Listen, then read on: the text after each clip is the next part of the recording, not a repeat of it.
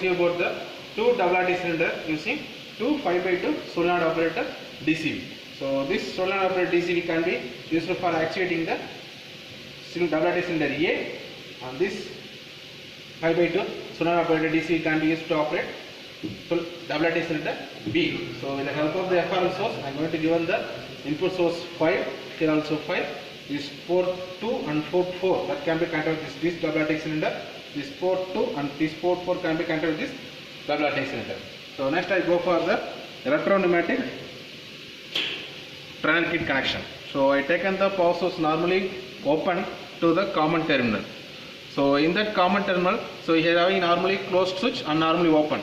So this normally closed switch can be connected with the positive source supply of the solenoid 1. So this can be, so this will be the normally closed one and this will normally open. So the positive power supply of the solenoid 1 can be connected with the normally closed and normally open. So how I can get this normally open, this one will be normally closed. So based upon that, I connected the rod end as well as the piston end. So the rod end we called as here A plus. The piston connection we called as here A minus. So this relay coil connection can be normally, so this relay coil connection can be normally closed and this relay coil connection is given to the normally open side. So from common terminal I am going to give the timer input. So once I get connected, I will then get the extension of cylinder A.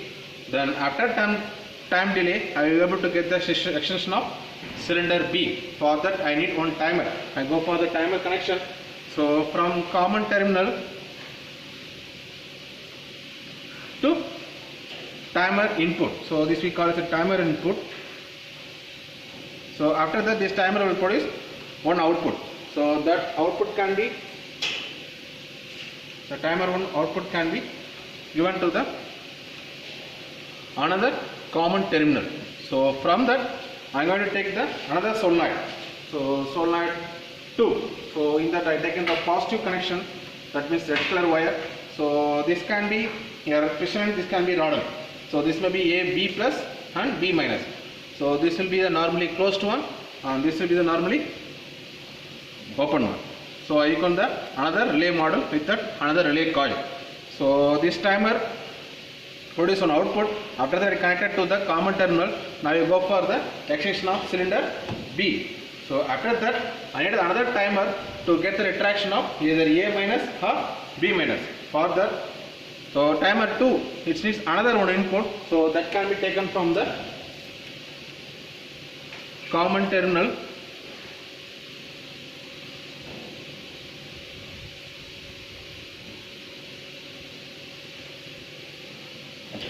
to the timer input. So this will be the timer input. So this timer will produce one output. So that can be given to the either this coil positive or this coil positive. So if you want A minus, you go for giving this coil as a positive connection. If you want B minus, you go for this timer can be given to the this positive connection. I go for the A minus. So this output can be given to the, so this output can be given to the relay model 1, relay coil 1, positive. Okay. So after the timer output, again I go for another one timer for A minus to B minus time delay. So further I go for the third timer. So this timer also need one input. So that input can be taken from the output of the second timer. So from timer on output, I am going to give this as another timer input. So from the third timer input, the timer will produce one output. So that output can be given to the relay coil, relay model 2, relay coil 1. To energize this, I am able to get the retraction of B minus.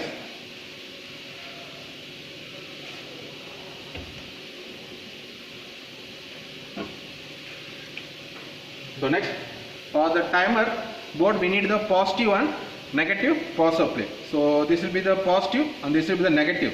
So all the things can be interconnected. So I commonly give one positive and one negative power connection. So I go for positive power connection from the fuse.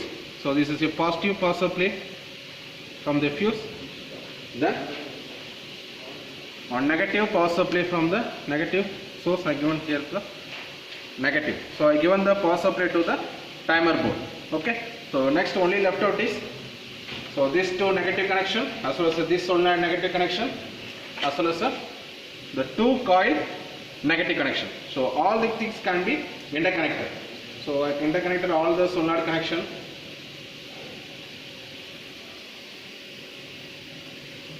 And can be placed over the coil. So from that coil 1 to this coil I give interconnection. From that coil to I am going to give the main fuse. So all the negative can be interconnected. That means grounded.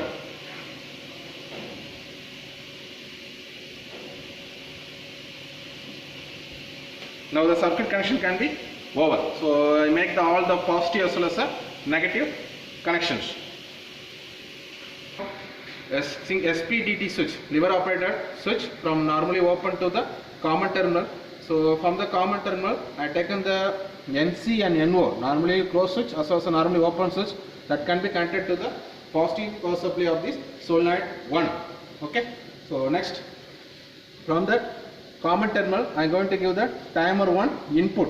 So this timer will produce one output. So that output can be given to the another common terminal. So from that common terminal relay model I taken the NC and NO, normally closed and normally open switch, to the another solenoid 2 positive supply. So both positive supply can be connected with the NC and NO.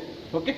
So same from the common terminal I am going to give the input for the another timer. So this another timer I am going to give the input from the common terminal to the timer 2 input. So this timer will produce one output. So that output can be given to the relay coil 1 to energizing and switch over power from normally closed to normally open. That means first I have the extension of A plus, I go for the retraction of A minus, so that I go for energizing this coil from the timer 2 output. So this timer need another one input. So from timer out to output I can be given as a timer 3 input. From that the timer 3 will produce one output. So that output can be used for energizing the relay model coil 1 energizing. So while energizing this, so power can be switched from normally closed to normally open. Previously it can be a B extension, or it can be energizing, we are able to get the B retraction. So I go for simulation of A plus, B plus, A minus and B minus with the help of the electro-pneumatic trial kit. So once I switch on that, so A plus will get extended. So timer 1 will get input. After some time, so LED indication able to get the B plus retraction. So after that same time we are able to get the timer 2 input. It will produce one output. That time we are able to get the retraction of A minus. Then here we will get the input. Here they will produce one output. So that will get the retraction of B minus. Okay. So once again repeat. So A plus, timer 1 will get the input, that will produce an output for the another extension of cylinder B. Next this timer will get the input, it will produce an output after some time delay. So it will get the retraction of A minus. Then this timer will get the input, so it will produce an output that will be used for retraction of B minus. So this is a simulation of two double acting cylinder using two solenoid operated 5x2 DCV. So simulation of A plus, B plus, A minus and B minus using electro-pneumatic trainer kit.